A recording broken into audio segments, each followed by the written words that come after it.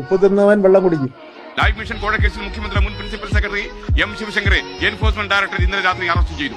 സ്വർണ്ണക്കടത്ത് കേസ് പ്രതി സ്വപ്ന സുരേഷിനെ ക്രൈംബ്രാഞ്ച് അറസ്റ്റ് ചെയ്തു. പ്രതിപക്ഷ ആരോപണങ്ങൾ ശരിവെച്ച് കോവിഡ് കാലത്തെ PPE കിറ്റ് വാങ്ങിക്കൂട്ടിയതിലെ ക്രമക്കേട് അക്കമിട്ട് നിരത്തി CAG റിപ്പോർട്ട്.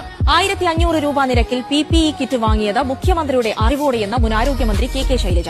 കേരള സഹകരണ ചരിത്രത്തിലെ സമാനതകളില്ലാത്ത തട്ടിപ്പായ ഇരിഞ്ഞാലക്കുട കരുവന്നൂർ ബാങ്ക് തട്ടിപ്പ് 11,000-ഓളം പേരുടെ 312 കോടി രൂപയുടെ നിക്ഷേപമാണ് ഇടതു ഭരണസമിതിയിലെ ചിലരും ഉദ്യോഗസ്ഥരും ചേർന്ന് തട്ടിയെടുത്തത്. ടെൻഡർ വ്യവസ്ഥകൾ അട്ടിമറിച്ച് സർക്കാർ 108 ആംബുലൻസ് സർവീസ് കരാർ സ്വകാര്യ കമ്പനിക്ക് കൈമാറി.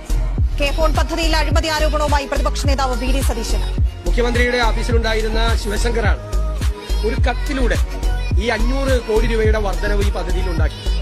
മുഖ്യമന്ത്രിയുടെ ദുരിതാശ്വാസ നിധി തട്ടിപ്പിൽ 7 കേസുകൾ രജിസ്റ്റർ ചെയ്യാൻ വിജിലൻസ്. ലൈഫ് മിഷൻ കോഴ കേസിൽ മുഖ്യമന്ത്രിയുടെ additional private secretary CM Raveendran അറസ്റ്റിലായേക്കുമെന്ന് സൂചന നൽകുകയാണ് എൻഫോഴ്സ്മെന്റ് ഡയറക്ടറേറ്റ്. ADMK നവീൻ ബാബുവിന്റെ മരണത്തിൽ കണ്ണൂർ ജില്ലാ പഞ്ചായത്ത് മുൻ പ്രസിഡന്റ് PP ദിവ്യ ഒളിവിലെന്ന് സൂചന.